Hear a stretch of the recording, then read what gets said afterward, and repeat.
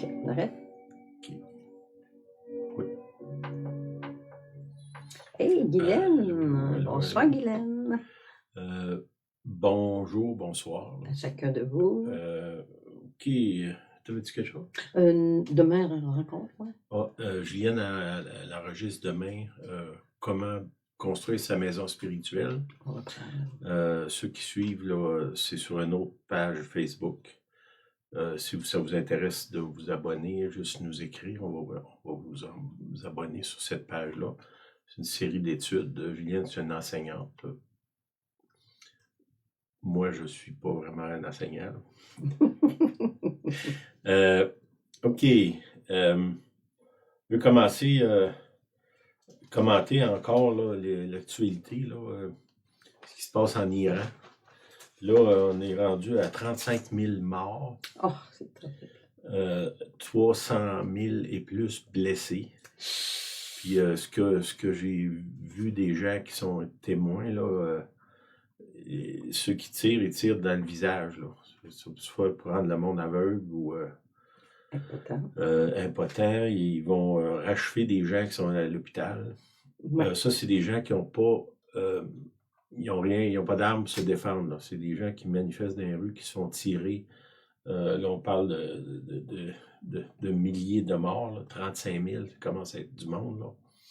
Là. Ça, c'est le régime totalitaire iranien. Là, pas iranien, je vais dire plutôt islamiste, parce que l'Iran, c'est... Puis le régime islamique, c'est deux choses. Là. Dans le fond, ce que je lis des gens qui sont des Iraniens, ils disent que, dans le fond, il y a eu un renversement de gouvernement, puis ils se sont fait imposer le régime qui est là actuellement. Puis là, ben, c'est drôle parce que, drôle, c'est étrange plutôt, c'est pas drôle, là, qu'il y a des gens qui manifestent un peu partout là, contre Israël parce qu'ils ont bombardé Gaza.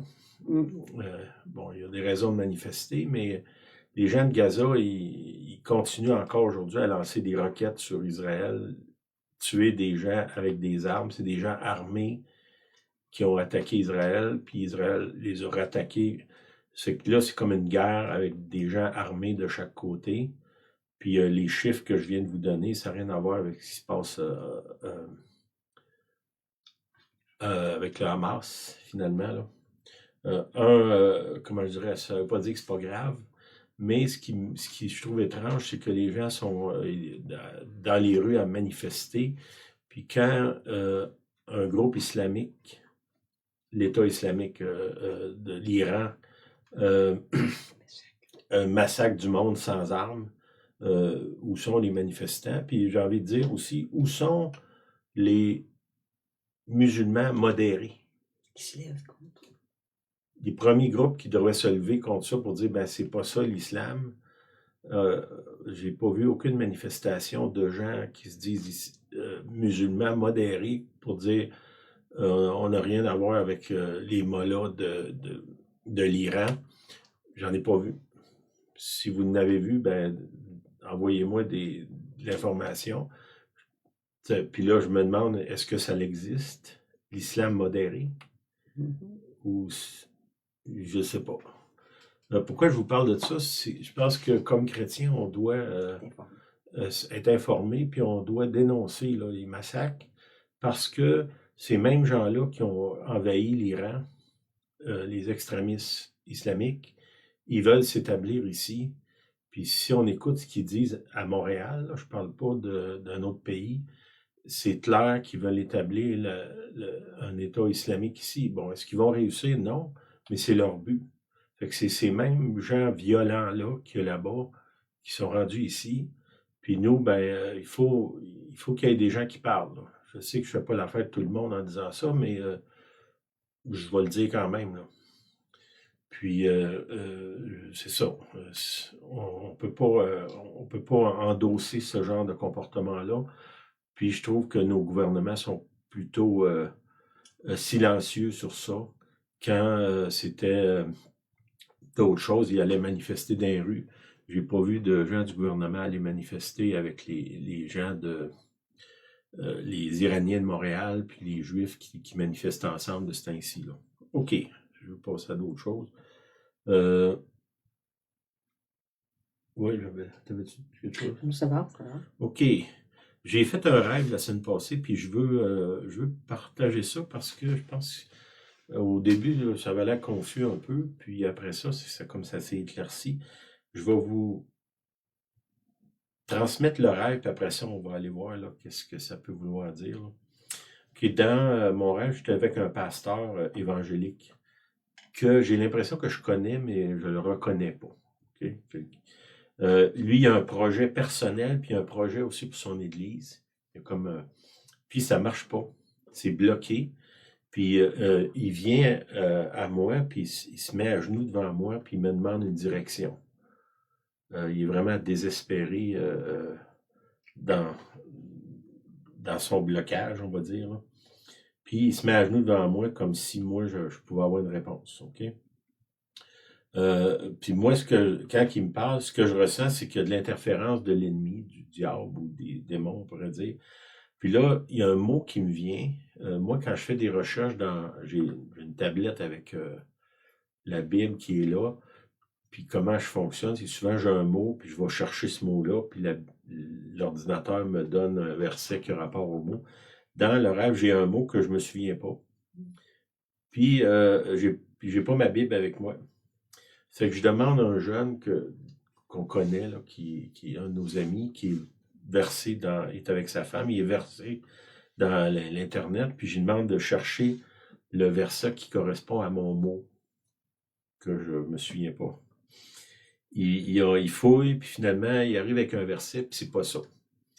Là, il y a un autre frère qui vient avec sa Bible, puis lui, il me montre un verset, puis c'est pas ça. Après ça, je prends la Bible à Julienne, puis je me mets à fouiller dans sa Bible.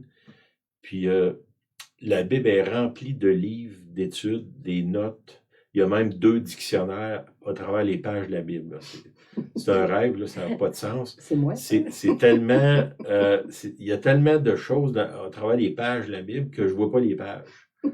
Fait que c'est comme là, ça me donne rien d'essayer de trouver quoi avec ça. Après ça, je trouve, il y a plusieurs années, il nous donnait c'était un petit feuillet grand comme ça.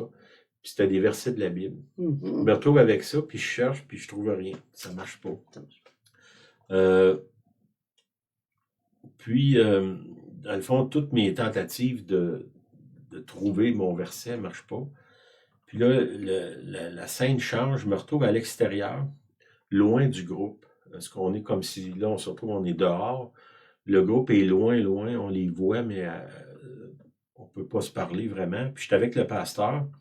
On est près d'un vieux bâtiment qui n'est pas terminé, qui est moi j'ai écrit en RIP pressé, mais pour que les gens de l'extérieur comprennent, c'est du contreplaqué, là. Puis c'est comme des boîtes. Puis les enfants sont comme, j'ai envie de dire, enfermés. Il y a des enfants enfermés dans ces boîtes-là, des murs qui ne sont pas terminés, c'est du contreplaqué. Puis, je me tiens à l'extérieur. Il y a une tribune comme quand on prêche, là. Puis, il y a un écran à côté. Puis, dans l'écran, c'est comme s'il espionnait ce qui se passait où il y a les enfants. Là, on voit des enfants avec les murs en contreplaqué. Comme si pour surveiller ce qui se passe là. Après ça, je vois un micro qui est là devant moi, un micro rond, là, les anciens micros. Puis il est infesté j'ai l'impression que c'est des fourmis rouges ou des termites peut-être, là. Puis là, il me dit, le pasteur qui est là, il me dit, ben parle, les gens sont loin à l'autre bout, mais ils vont t'entendre. Puis là, ben je regarde le micro, puis c'est comme je vous dis, c'est rempli d'insectes là, qui semblent être des fourmis rouges, quelque chose comme ça.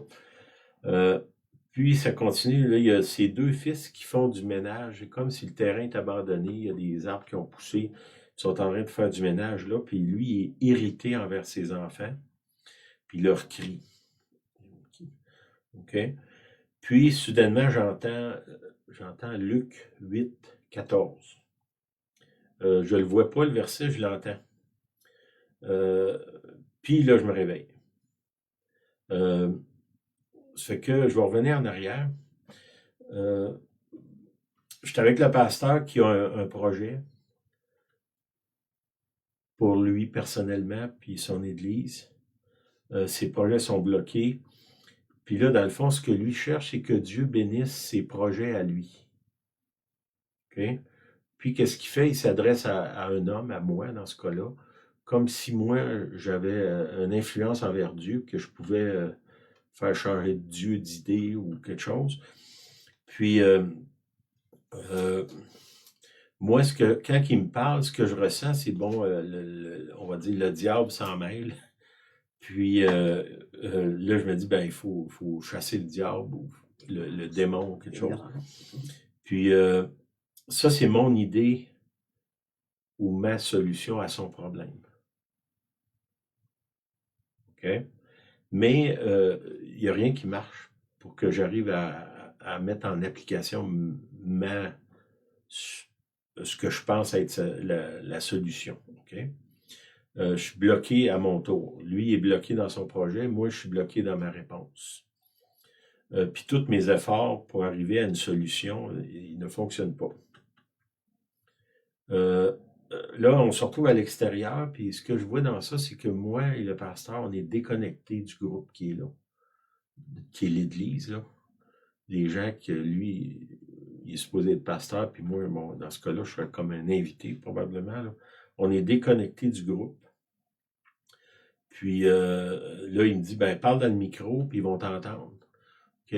Micro, c'est un médium pour atteindre les gens.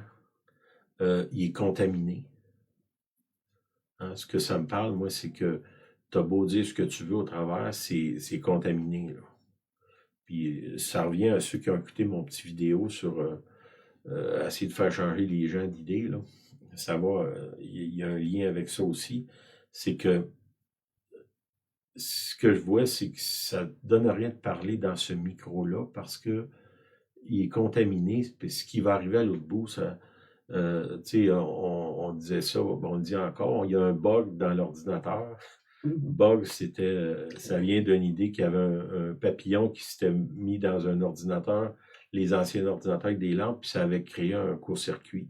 Puis c'est pour ça qu'ils disent le mot bug. Bug, c'est un insecte. Là. Là, il y en a plus qu'un, c'est rempli. Puis j'ai fouillé un peu qu'est-ce que ça pouvait vouloir dire, les fourmis ou, comme je vous dis, des fourmis rouges ou des termites. Prophétiquement, c'est des problèmes irritants ou persistants. On va dire, si à un moment donné, je suis allé dans le sud aider quand il y a eu l'ouragan Katrina, puis j'ai mis ma main sur quelque chose où il y avait des fourmis rouges, puis je me suis piqué dans la main. C'est vraiment irritant, là, les piqûres, comme ça brûle. Là. Ça aussi, ça parle de colère, d'agitation, des conflits. OK? Puis l'autre chose, ça me parlait, c'est le médium est pollué et engourdi. Hein? On dit ça, des fois, j'ai des fourmis dans les jambes, quand nos jambes, un peu comme si on dort sur notre bras, quand on se réveille, il est tout engourdi. Ça me parlait de ça aussi. L'autre chose, c'est qu'il traite ses fils durement parce qu'ils ne voient pas ce qu'ils font. Puis ça, souvent, on est dur avec les autres, puis on ne remarque pas ce qu'ils font pour nous autres. Puis ça arrive souvent en relation. Hein, je sais pas, moi, je vois ce que Julienne ne fait pas, mais je vois pas ce qu'elle fait. Les gens de mon église, je vois ce qu'ils font pas, mais je vois pas ce qu'ils font. Mes amis, mes voisins, les gens avec qui je travaille, je vois juste qu'est-ce qu'ils n'ont pas fait. Des fois, avec nos enfants, ça dit dans la Bible, n'héritez pas vos enfants. Ça parle de ça là, pour ce côté-là. Là. Puis là, à ce moment-là, j'entends Luc 8, 14. Comme je vous dis, je ne le vois pas, mais je l'entends. Puis ce que je reviens en arrière un peu, c'est que lui, il a un plan, il a un projet. Puis, dans le fond, son problème, c'est que ça ne marche pas. Puis, il cherche une solution facile. Il veut que moi, mettons, dans cette parole-là, il me voit comme un prophète qui va prophétiser l'accomplissement de son projet. Puis moi, de mon côté, je vois comme si c'est le diable qui empêche ce projet-là d'accomplir. OK? Puis ce que je comprends du rêve, c'est que et lui et moi, on n'est pas aligné avec ce que Dieu veut faire. Puis ça arrive souvent dans nos vies, où est-ce que on a un projet qui ne, j'ai envie de dire, qui ne vient pas de Dieu. Puis on veut donc que ça s'accomplisse. Puis des fois, lui, c'est un pasteur, là, mais ça peut être notre vie personnelle. J'ai un projet d'acheter ça, ou d'aller à tel endroit, ou de faire telle chose, de m'associer avec une personne, de rencontrer une personne. J'ai un projet, puis ça marche pas. Puis là, je vais chercher à ce que les autres chrétiens, ou un pasteur, un ouvrier, prient pour moi pour que ma volonté s'accomplisse. On va appeler ça de même, là. Puis la personne qui prie pour toi, souvent, va prier dans la chair, puis il va comme te suivre dans ton erreur, si on peut le dire, là. Ouais, ça arrive souvent. Puis j'ai remarqué des fois, quelqu'un qui persiste dans son erreur, il va faire le tour jusqu'à temps qu'il trouve quelqu'un qui va l'approuver dans son erreur. Puis là, encore là, ce que j'ai parlé cette semaine dans mon petit vidéo, c'est compliqué pour nous de s'élever puis de dire qui est dans l'erreur, qui ne l'est pas. Parce que je peux être autant dans l'erreur que l'autre, là. C'est qu'il faut faire attention de garder une petite humilité, là, de ne pas s'élever puis penser que moi, j'ai les réponses à tout, là. Quand il se met à genoux devant moi, c'est ce que lui pense que moi, parce que j'ai une relation avec Dieu, j'ai réponse à tout. La vérité, c'est que c'est pas vrai. Puis là, on va aller au verset, dans Luc 8, 14, c'est la parabole des semences. Hein? Quelqu'un est sorti pour semer, puis il met des semences dans différentes terres. Puis ça, c'est une des terres, ça dit, ce qui est tombé parmi les épines, ce sont ceux qui, ayant entendu la parole, s'en vont, la laissent étouffer par les soucis, les richesses et les plaisirs de la vie. Ils n'apportent point de fruits qui viennent à maturité. Puis, j'ai pas l'image que j'ai choisie dernièrement, c'est si vous venez de la campagne, c'est des cerises sauvages. Je sais pas si vous avez déjà mangé une cerise sauvage. Quand tu mets ça dans ta bouche, ça vient comme de la bouche pâteuse, aigre à l'excès. OK? Puis, ça fait penser à ce passage-là. Ce qui est tombé parmi les épines. Puis, voyez-vous, ça, c'est la réponse de Dieu, parce que ça, c'est venu par révélation. Lui, le pasteur, sa solution, c'était moi. Moi, ma solution, c'était de chasser un démon ou une entité qui était là, qui bloquait le projet. Puis, et lui, et moi, ça l'a mené nulle part. OK? Puis ça doit nous enseigner de faire attention comment je dirais, de catégoriser les problèmes, puis d'avoir une solution, comment je dirais, écrite d'avance. Hein, des fois, on suit des programmes où on a lu des livres, on a suivi des enseignements, puis on suit l'enseignement sans demander au Seigneur. Tu sais, si tu as tel problème, ça, c'est telle solution. Si tu as telle affaire, c'est telle affaire. Puis, on sait que la vie, c'est extrêmement compliqué. Puis si on pourrait, par des formules, comment je dirais, gérer notre vie, mettons, ma vie amoureuse, si j'aurais un petit livre qui me dirait, ben si elle fait ça, tu fais ça, puis ça va marcher. Puis si elle fait ça, tu fais ça, ça va marcher. J'aurais mon petit livre, puis là, bon, qu'est-ce que je fais? Ça marche pas, c'est pas des formules. Puis vous savez, une formule, ça vient de la magie. Puis dans l'Ancien Testament, Dieu dit de mettre à mort les gens qui pratiquent la magie, là. C'est que soyons prudents de chercher des formules, cherchons plutôt la source qui est le Seigneur. Puis dans mon rêve, dans le fond, comme je vous dis, les deux, on cherche une formule, puis on n'est pas aligné avec Dieu, là. Puis le Seigneur, dans sa grâce, il intervient, puis j'entends le verset, je l'entends, puis là, je vais voir, puis dans le fond, ce qu'il dit dans ce cas-là, il dit, ta vie, c'est un champ d'épines.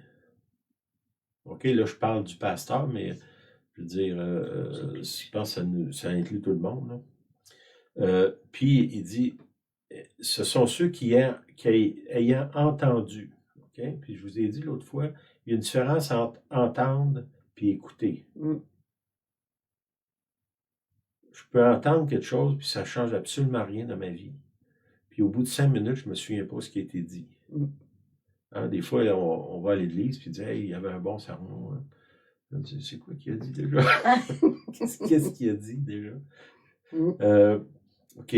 Ça dit, ils entendent la parole, puis ils s'en vont.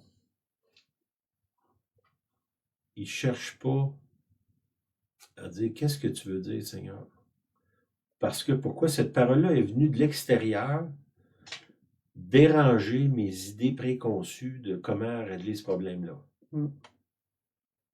Puis là, dans le cas-là, lui, il dit, ben, ce que vous faites trop souvent dans ces cas-là, c'est que c'est pas ce que vous attendez, donc vous vous en allez. Il dit, ils s'en vont. On s'éloigne. Quand on est challengé dans ce qu'on croit, surtout quand on a développé des formules, on n'aime pas ça dépendre du Saint-Esprit, parce que le Saint-Esprit, il n'y a pas de formule. Hein? C'est toujours, ben, pas toujours, presque toujours, pas ce que moi je pense. C'est presque un standard, ça. Puis là, qu'est-ce que ça dit? Ils s'en vont et ils laissent étouffer, ils la laissent, la parole, étouffée par les soucis. Hein? Là, dans le cas-là, le Seigneur, il vient et il donne une réponse assez facile. Mais là, moi, mes soucis, c'est, ben oui, mais c'est pas ça, Seigneur, c'est ça. Puis, où je continue à m'inquiéter que mon projet ne marche pas. Au lieu de me demander, ben, est-ce que ce projet-là, il vient du Seigneur? Est-ce que c'est le bon moment? Est-ce que c'est avec les bonnes personnes? Est-ce que c'est au bon endroit? Là, c'est les soucis. Dans ce cas-là, c'est mon entêtement à accomplir. Mon projet. Ouais, d'accomplir mon projet qui va faire que ces soucis-là étouffent la parole qui vient du Seigneur. Puis on le voit, hein, nous, ça fait longtemps, on va à l'église, ça fait quoi, 46 ans? 45, 46 ans, ouais. Ça, c'est un film qu'on voit constamment, presque à chaque semaine. Le même film, avec les mêmes fins, avec des acteurs différents, puis la trame un petit peu différente. On a un projet, on s'entête, on cherche les personnes pour nous approuver dans notre projet. Puis, la personne, elle peut arriver avec une solution, mais dans mon cas, comme je vous dis, moi, j'ai été béni, là, dans mon rêve, j'ai pas pu arriver à ma solution. Merci Seigneur. Là. J'aurais pu trouver mon verset, puis lancer ça, puis faire croire, ben voici ma recette magique, la solution à ton problème. Puis le Seigneur, lui, ce qu'il dit, dans le cas-là, la solution, c'était ton cœur est rempli d'épines, il étouffe la parole que je te donne, t'entends, mais t'écoutes pas, puis tu t'en vas parce que ça fait pas ton affaire. Tu laisses la parole s'étouffer par tes soucis. Après ça, il dit les richesses et les plaisirs. Okay? Les richesses, bon, ça peut être des richesses matérielles, mais ça peut être, j'ai plein d'amis. Bon, on va vous donner un exemple. Moi, avec les années, j'ai gagné énormément d'influence sur beaucoup de monde. Donc, ça, c'est une richesse que j'ai, là. Bon, est-ce que je peux utiliser ma richesse?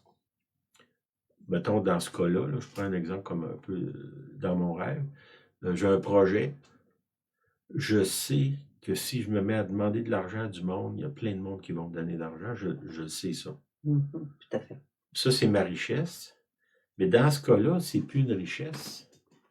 Parce que ta richesse t'empêche de faire la volonté de Dieu parce que tu as comme une petite route au côté que tu peux prendre puis d'arriver pareil à ton but. Puis c'est pour ça qu'avec les années, ceux qui nous suivent depuis des années, nous sommes, puis il y en a qui me le reprochent, je suis extrêmement réticent à demander de l'aide des autres. Ça peut être un défaut, mais j'ai une crainte par rapport à l'influence.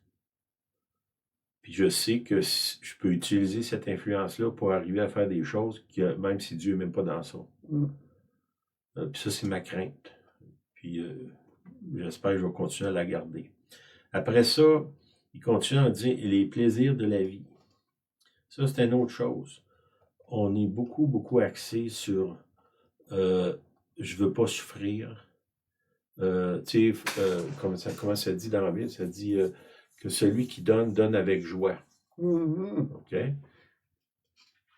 Puis là, souvent, on a interprété ça à dire, ben, si je le sens pas, je le fais pas. Parce que je dois donner avec plaisir.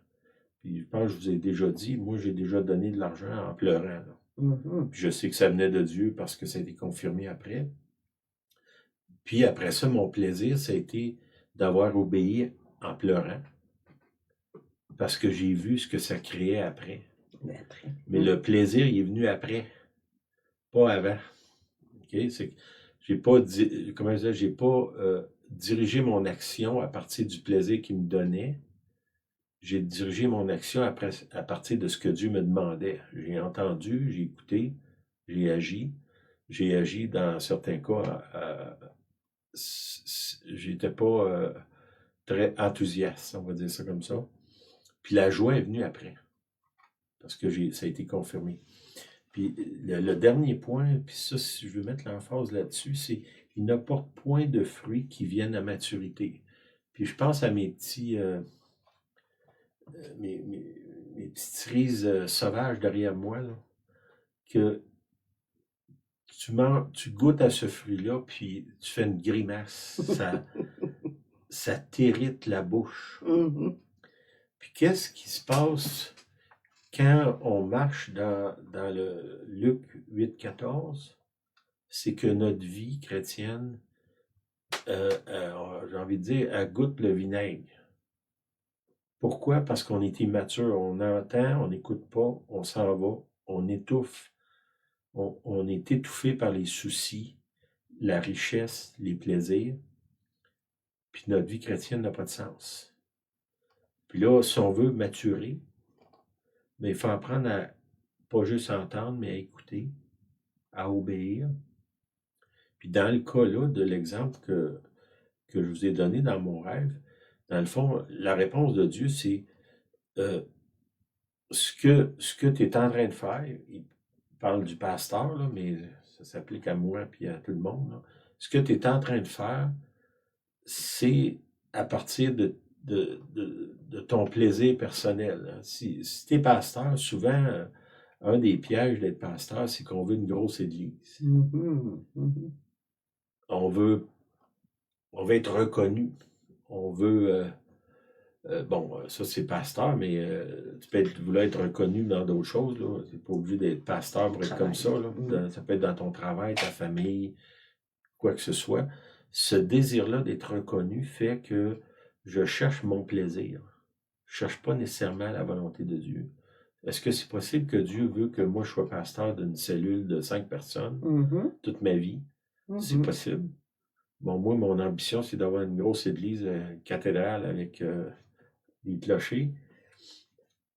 Puis là, je suis dans le cas là, le pasteur était vraiment désespéré, là, pour qu'il se tire à genoux devant moi, là, parce qu'il n'arrivait pas à atteindre son plaisir, c'était son projet. Je n'ai pas vu c'était quoi le projet. D'après moi, c'était une grosse église. Là. Puis ça l'a amené au désespoir. Puis là, il a tombé dans les cerises sauvages. L'amertume. Parce qu'il ne pouvait pas porter du fruit. Puis le fruit ne vient pas à maturité. C'est la même chose, on a des pommiers chez nous. Si au début de l'été, tu croques d'une pomme, tu ne peux pas dire c'est délicieux une pomme. Là. On dirait que les dents vont... Ça fait gricher les dents. Hein? Puis, si on veut être... Ce que Dieu nous appelle, c'est pas d'avoir des grands projets, c'est qu'on devienne mature. J'ai lu quelque chose dernièrement qui disait tu sais que tu es mature quand tu passes aux autres. Tu penses aux autres avant toi-même. Mm. Okay? Ça veut dire que c'est plus mon projet, c'est le projet de Dieu. Puis souvent, j'accompagne les autres dans les projets que Dieu a mis sur eux autres. OK, la conclusion de ça, c'est que lui cherche une solution instantanée. OK? Puis quand on parle de la parabole des semences, on sait que quand tu mets une semence dans la terre, ça ne pousse pas instantané. Là. Mhm. Puis ça prend de l'entretien, puis ça prend. Puis souvent, tu sèmes un paquet de semences, puis il y en a une partie qui meurt. Puis des fois, même quand ils ont poussé, ils ne viennent pas à maturité parce qu'il y a toutes sortes d'autres problèmes. C'est que la vie chrétienne, si on associe ça à une semence, c'est pas instantané. Puis tout le long du processus, ça a besoin de soins puis d'attention. OK, lui cherche une solution instantanée. Moi, dans ce cas-là, ma solution ne vient pas du Seigneur. Puis nos approches ne font que éloigner, enfermer, isoler les gens qui sont autour. On voit là, que le groupe qui semble être l'Église, ils sont loin de nous autres. Nous, on est les deux pasteurs, on est isolés de ce groupe-là. Puis en plus, les enfants sont enfermés dans une bâtisse qui n'est pas finie. C'est ça que ça crée, là. Puis on voit, là, si on est leader, puis on a un projet qui ne vient pas du Seigneur, ça va créer ça, là. Puis on revient, ça va éloigner, enfermer, isoler, puis ça va faire garder un goût amer qu'il y a dans les fruits qui ne sont pas matures. La réponse arrive de l'extérieur. Je l'entends, ça vient sur moi, mais sans que, dans le fond, je ne la cherche pas vraiment, mais elle vient quand même. Le souci, c'est quoi? C'est mon projet, puis embarquer les autres dans mon projet. Là, dans le fond, lui, il a un projet, mais on voit que le groupe se détache de lui. Puis on voit souvent dans les églises que des projets, particulièrement les projets de construction, souvent ça finit en division. Puis je ne dis pas que Dieu n'a pas de projet de construction, là. Mais faisons attention. L'autre chose, c'est dans une culture de projet. Okay? Souvent, moi, quand j'ai grandi comme chrétien, on avait toujours un projet.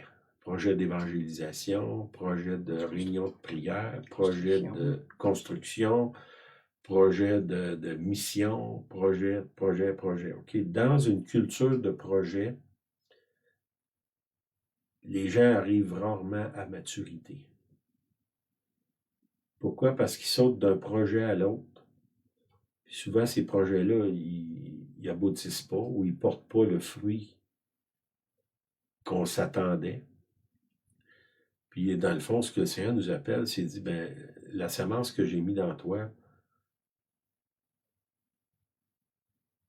prends-en soin pour qu'elle arrive à maturité. Puis nous, comme moi, comme leader, mon rôle, c'est que la semence dans les gens que j'influence vienne à maturité. Puis que c'est pas utiliser ces gens-là pour, comment je dirais, mes projets personnels ou mes ambitions personnelles. T'avais-tu quelque chose à rajouter? Ce que je vais ajouter, c'est, bon, on dit une culture de projet, il y a un manque de maturité, mais quand on prend le Luc 8, 14, le dernier passage qui nous dit, il ne porte point de fruits qui viennent à maturité. Moi, je verrais qu'ils portent des fruits, mais ils ne viennent pas à maturité. Donc, on peut voir des fruits sur certaines personnes, dans l'église ou autour, là, des amis. Il y a un certain début de maturité, mais ils ne viennent jamais à la pleine maturité. Donc, ces gens-là ou ces églises-là, ces projets-là, souvent vont avorter. Parce qu'un fruit qui n'est pas mûr, il ne peut pas donner du fruit. Si on prend pas une pomme qui est pas tout à fait mûre, le pépin ne fera pas de lui un pommier. Il faut que le fruit vienne à maturité pour qu'il se reproduise. Donc, on voit que là, on dit des projets qui avortent, des bonnes idées qui tombent à l'eau, qu'on a mis sous le tapis, on a oublié. Le projet était nécessairement pas mauvais. La maturité n'étant pas là, les gens ils viennent un peu épuisés, fatigués, l'amertume qui s'en mêle. Donc, faisons attention à chacun de nous dans nos projets personnels et les projets aussi à l'Église, je parle.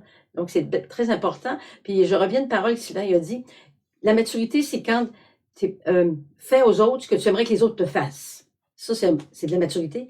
Mais je dirais, à un niveau plus élevé, c'est fait aux autres, sachant très bien que les autres ne te le feront jamais. Ça, c'est un autre niveau de maturité. Donc, il faut s'exercer à maturer un peu dans notre vie chrétienne, je dirais. Amen. Puis je reviens à l'image que je viens de donner. Le fruit, pour qu'il puisse se reproduire, il faut qu'il meure. Hein? Les fruits qu'on mange, ils ne se reproduisent pas. C'est les fruits qui tombent par terre, qui pourrissent, qui meurent. Qui meurent. Ça veut dire que la maturité ou la capacité de se reproduire, qui est similaire à la maturité, ça vient quand tu meurs à toi-même. Donc, c'est plus mes projets qui comptent. Ce qui compte, c'est les autres, l'avancement des autres. C'est que, en tout cas, je pense qu'il y a beaucoup de choses dans ça. Une forme d'avertissement, de faire attention comment je dirais, à rechercher, moi j'appelle ça la baguette magique, là, les solutions instantanées. Puis l'autre chose, faire attention de distribuer des solutions instantanées. Surtout si moi je suis, mettons, je suis un leader, les gens ils ont confiance en moi, ben, je dois être prudent d'arriver avec des solutions bing bang, un peu faciles dans toutes les directions. Là. De chercher le Seigneur, de chercher, parce qu'il y a le seul. Tu sais, Jésus il dit, sans moi, vous ne pouvez rien faire. Ça veut dire qu'en dehors de lui, il n'y en a pas de solution. Oui, Dieu peut m'utiliser pour amener la solution à quelqu'un, mais il faut que je m'assure que ça vient vraiment du Seigneur. C'est que soyons prudents avant de distribuer nos conseils à gauche et à droite. Là. Assurons-nous que ça vient du Seigneur. Amen. Amen. Il y a un verset qui dit, Jésus dit dans un des évangiles, si le grain qui tombe en terre ne meurt, il ne produit pas de fruits. Donc, c'est cette mort-là, mort à soi-même, mort à tous nos projets. Vous allez me dire, mais quelle sorte de vie qu'on va avoir? Dieu a des énormes choses à nous révéler. Donc, c'est par révélation, comme disait Sylvain. Alors, soyons très ouverts à la révélation de Dieu. Puis, si on marche dans l'esprit, on va avoir une vie abondante. Parce que les projets de Dieu, Dieu a tout ce que ça prend pour que ça réussisse. Toutes les ressources du ciel sont à disposition des projets qui viennent de Dieu. Amen. Fait que alignons-nous avec les projets de Dieu. C'est quoi notre part dans le projet? Tu sais, je ne sais pas si Dieu a à cœur de... on a une mission au Mexique, là. Bon, on n'a pas eu de direction d'envoyer quelqu'un là-bas. Il y a des gens là-bas qui s'en occupent. Notre rôle, c'est d'envoyer de l'argent. Ben, faisons ce qu'on nous a demandé de faire. Ce projet-là, il y a plusieurs reprises qu'il aurait dû disparaître. Puis le Seigneur est intervenu de façon surnaturelle à je ne sais pas combien de fois, puis ça se continue. Puis on est loin, on n'a pas d'action directe qu'on peut faire là, mais on voit l'œuvre de Dieu, on voit la main de Dieu, on voit la provision de Dieu. Puis, comment je dirais, c'est pas un combat constant. Non. Parce que c'est le combat de Dieu. Dieu, tu sais, ça dit la victoire appartient au Seigneur. Ben, appartient au Seigneur dans ses combats à lui. Là. Pas dans les miens nécessairement. Amen. OK. Soyez bénis. Soyez Merci bénis. d'être là. Merci de nous écouter. Merci de ceux qui écoutent. Merci Puis, beaucoup. se faites pas juste entendre, écouter. Puis remettez vos projets devant le Seigneur, les grands, les petits. Puis recherchez les révélations. ouais. Recherchez les révélations. Oui, cherchez la révélation de Dieu, cherchez sa face. Amen. Amen. Bonne semaine. Bonne semaine à chacun.